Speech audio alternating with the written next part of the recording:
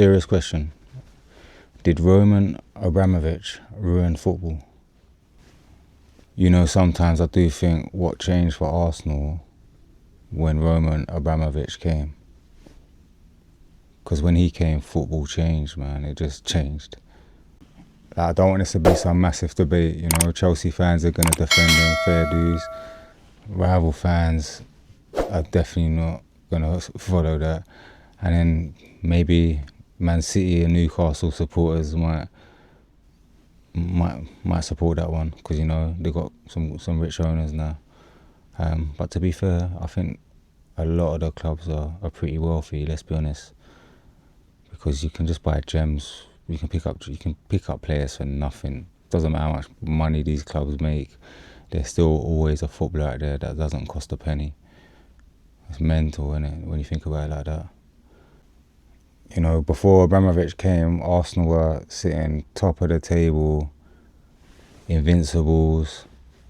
We weren't chasing, we were competing. And we built teams, man. Wenger was building teams. It wasn't just open checkbook. He slowly but surely had to rebuild, and like Fergie, they had to rebuild teams.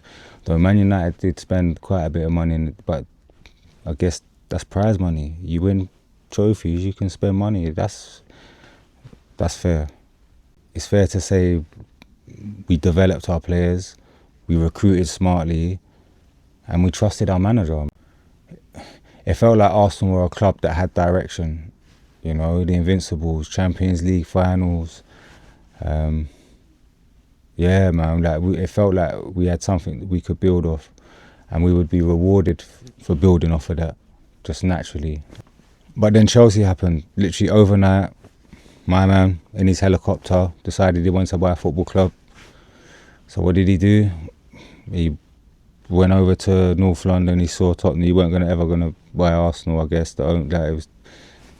That's not for sale, you know. You had to find a small club. They worked all week at trying to stop you. They couldn't. Great start for you. Well, like usual, like everyone says, I always scored in small games. So I think today must have been a small game again. So what he did, he looked around.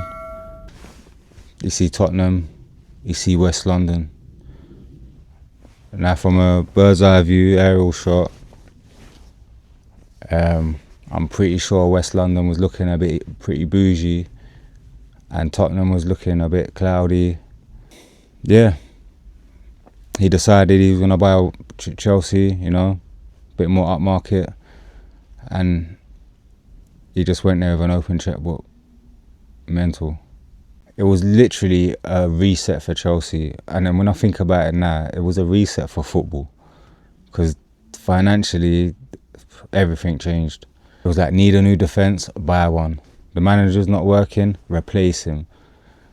They didn't win anything. They just went and spent another, 200 million, 300 million, whatever. It was just like it was nothing. We had never seen anything like that ever in football with regards to spending. Not even that doesn't even compare to Blackburn with what they did. Nowhere near. It doesn't even compare. And as an Arsenal supporter, and to be fair, as a supporter, I think most of the supporters that I would say it was something new. This was new to us. We weren't ready for this. Yeah, we were literally being overtaken by a financial force. So yeah, Arsenal and other clubs were forced to make choices under pressure. Really, you know, should we spend? Do we keep up with them? Do we stick to our model? Yeah, man, it was scary times, I think, for a lot of clubs. I don't think a lot of clubs were ready for that. Like the wages went up, the transfer fees went up, even just margin for error, man. Like games, because teams the full squad, everyone's just amazing compared to where it was before, you know. The teams were amazing back in the day, and I believe that the footballers were actually better than what they are today, and that's going to be another episode. I'm going to do an episode on that. Most clubs believed in sustainability and development, but Chelsea, immediate success, they were ruthless. Yeah, it wasn't good times for Arsenal because we moved into a new stadium, massively in debt, So we had to pay that off. And Chelsea, they were just free to spend freely. They were free to do whatever they want. There was no one was governing. There was no regulations that there is today with regarding FFP. Yeah, I'd never seen anything like this. I remember Blackburn buying loads of players. We did Lasso, Batty, Shearer, Sherwood, Chris. Was Sutton already there? I don't know. Blackburn bought a lot of players to win their title. Man United spent a lot of money, but to be fair to them, they deserve to spend that money because they won some big boy trophies. To be fair, so I'm not gonna say nothing bad about Man United spending. It's fair, man. Like, Alex Ferguson won more league titles by himself than clubs have won altogether their history. So yeah, like, that's fair. Like, he can spend what he wants, to be fair. I wish I had a manager that could win me 13 league titles in 2 decades. Anyone would take that. Yeah. But like I say again, like, I'm not here to disrespect no one, man. Like, I will have some banter with you guys. Yeah, I will diss some players, but real will recognise real here. And I can't even lie, how it made me feel as a supporter, man, seeing Chelsea spend all this money. It weren't a nice feeling, man. It was horrible. It was horrible. Just seeing that they had they had 2 teams pretty much, and the first team was solid. Yeah, it weren't cool to see that. And we were just falling behind year after year. Financially, we were crippled more with no success, and that's just gonna cripple us even more. And then yeah, we did start losing players to our rivals. We had to sell them to, I guess, to the best offers, and our rivals came in with the best offers, and we had to stay afloat. But to be fair to us, we've done really well with where we are now, I guess, financially, thanks to Arsene Wenger. Again, it's like why I don't support AFTV, man. Like, I'm happy we got Arteta now and things are good, and like, I'm not saying bring Wenger back, but just how he went, how he left. Nah, man. Nah, man. We should have done better. I'm sorry, man. At that time, that channel needed to be blacked out, man, because it was popcorn for rival fans. Jose Mourinho definitely was tuned in because, man, he was just so much disrespect from that. Hey, do you know what? That was episode 1, man. We're not doing this. Yeah, we're not doing this. Right, not now.